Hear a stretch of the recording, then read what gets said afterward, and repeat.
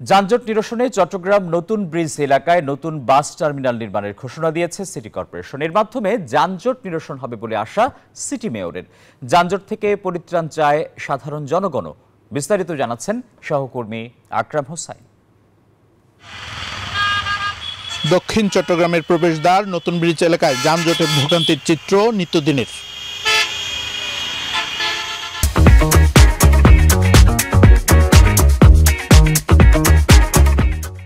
শাহ আমানত সেতুর প্রবেশ মুখেই গড়ে উঠেছে অপরিকল্পিত এবং অবৈধ বাস কাউন্টার, যেখানে যাত্রী ওঠানামায় সৃষ্টি হয় তীব্র যানজট। এখানে যে মানুষের ঘন্টার পর ঘন্টা অপেক্ষা করতে হয়, গাড়ির জাম, কোনো শৃঙ্খলা নেই, এটা থেকে সকল যাত্রীরা রেহাই চাই। ফ্রাইডের আগের দিন বিশেষবার যেগুলো যাত্রী ব্যবসায়িক যারা যাতায়াতে আছে দক্ষিণ চট্টগ্রামে বেশি সাতকানিয়া লোহাগাড়ার মানুষ, এরা যথেষ্ট পরিমাণের ব্যবসায়িক, ওদের ভোগান্তিটা বলার ভাষা নাই আমাদের। আর সেতুর দুই পারে গড়ে ওঠা দুটি অপরিকল্পিত গোল চত্বরের কারণে দুর্ঘটনা ঘটছে বলে জানান নগর পরিকল্পনাবিদরা। দুইটা চত্বর আছে দুই পারে, একটা হচ্ছে আখতারুজ্জামান চত্বর, একটা বশিরুজ্জামান চত্বর। এর আগে বিগত সরকারের আমলে দুই ভাইয়ের নামে দুটো চত্বর কেন করা হয়েছে আমি জানি না, এটা হয়তো অতি রাজনীতির করণের কারণে করে। এই চত্বরেও কিন্তু প্রায় সময় একটা অ্যাক্সিডেন্ট লেগে থাকে।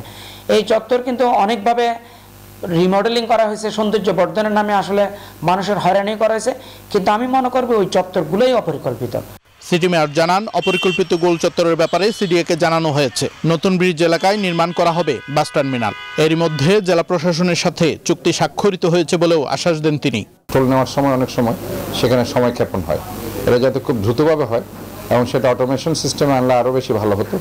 এবং সেখানে আমরা ইতিমধ্যে আপনারা জানেন একটা বাস টার্মিনাল আমরা করার চিন্তা ভাবনা করছি এবং সেটা অলরেডি আমাদের সাথে একটা সাইনিংও ডিসির সাথে হয়েছে জেলা প্রশাসকের সাথে, এবং আশা করছি ওখানে একটা বাস টার্মিনাল হয়ে গেলে পরে যানজট নিরসন অনেকাংশ কমে আসবে। এই ব্রিজ দিয়ে দক্ষিণ চট্টগ্রাম সহ কক্সবাজার জেলার শত শত যাত্রী প্রতিদিন চট্টগ্রাম সহ দূর দূরান্তের গন্তব্যে আসা যাওয়া করে। আকরাম হোসাইন, নিউজ 24, চট্টগ্রাম।